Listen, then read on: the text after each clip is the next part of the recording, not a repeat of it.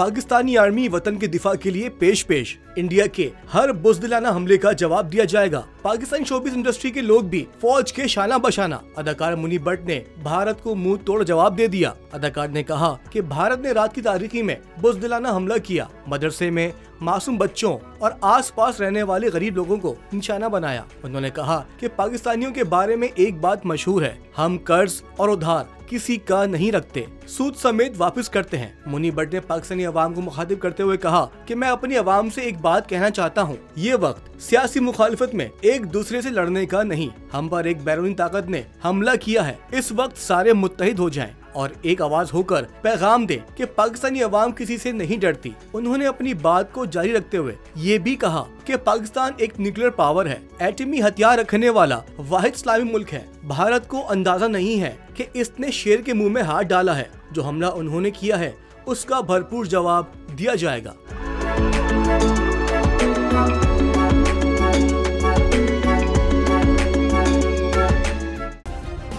Subscribe करें और bell दबाएं ताकि कोई खबर रह न जाए।